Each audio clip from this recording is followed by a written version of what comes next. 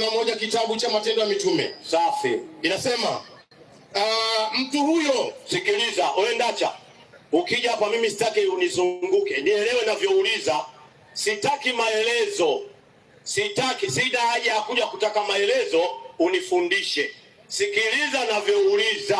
Soma hiyo. Mtu huyo Mungu anamtukuza kwa mkono wake wa kuume. Safi. Awe mkuu na Mwokozi. Safi. Awape Waisraeli toba na msamaha wa dhambi. Hiyo ndio namalizia sasa. Sasa tunamaliza kwa Bwana Yesu. 15 Mathayo ndio swali langu. Na 15 na majina. Sikiliza. We.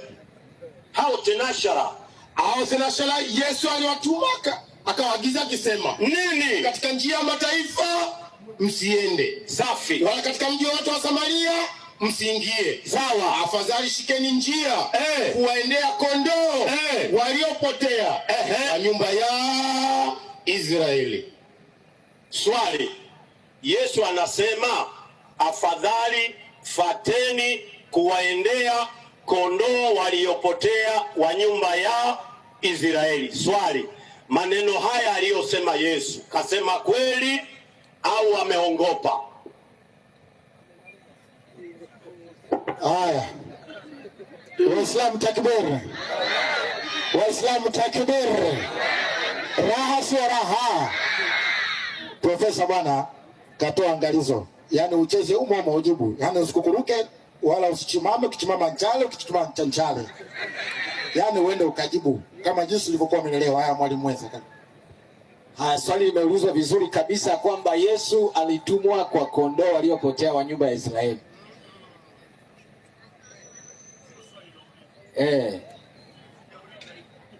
Sawa. Kama ni kweli ama si kweli.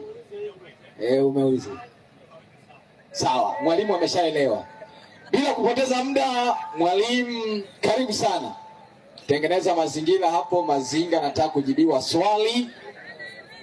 Leo anapata majibu. Mtu atatokaje Nairobi akose majibu? Hapana. Karibu.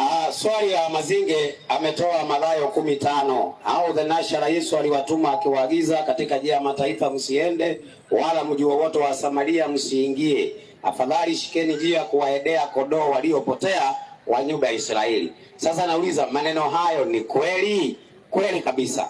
Sasa nisaidie Qur'ani ukurasa wa 16 ili nimuulize Yesu. Qur'ani wao wa Israeli ni akina nani? Ukurasa wa 16 maelezo yake. Inasema hivi. Inasemaje? Qur'ani. Ndio. Ukurasa wa 16 maelezo yake. Ndio.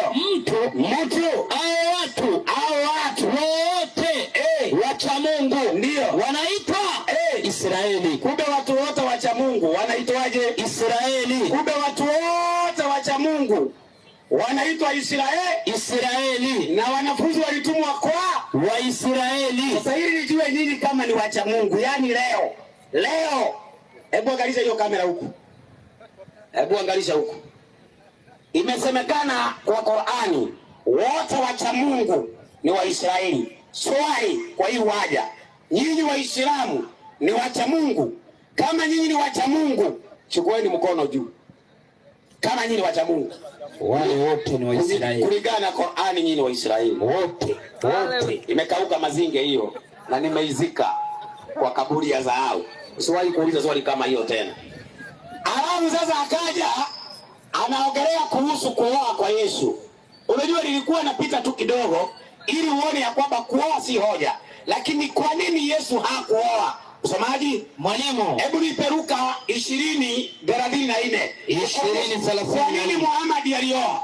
Kwa nini Musa alioa? Kwa nini manabii walioa? Na kwa nini Yesu hakuoa? Luka 20:30. Inasema hivi 20:30. Ndio. Inasema hivi katika 20:30 kitabu ni cha Luka. Inasemaje? Na wa pili Luka 20:34. 34 inasema hivi. Inasemaje? 34 Yesu akawaambia. Ndio. Inasema ni Yesu akawaambia. Wana wa ulimwengu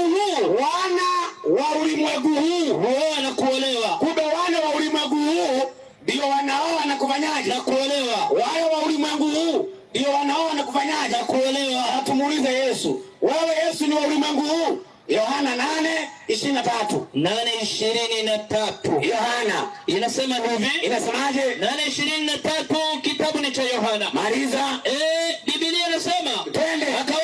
Akawaambiaje? Ninyi ni wa chini, nyinyi ni wa chini, mimi ni wa juu. mimi ni wa juu. Ninyi ni wa ulimwengu huu, nyinyi ni wa ulimwengu huu, mimi si wa ulimwengu huu. Kumbe Yesu si wa ulimwengu huu, na watu wa ulimwengu huu ndio wanafanyaje? Wanaoa na kuolewa. Lakini Yesu si wa ulimwengu, si wa ulimwengu huu. Sasa hivi tunaongea Yesu yuko wapi? Yuko mbinguni. Na hao wengine wako wapi?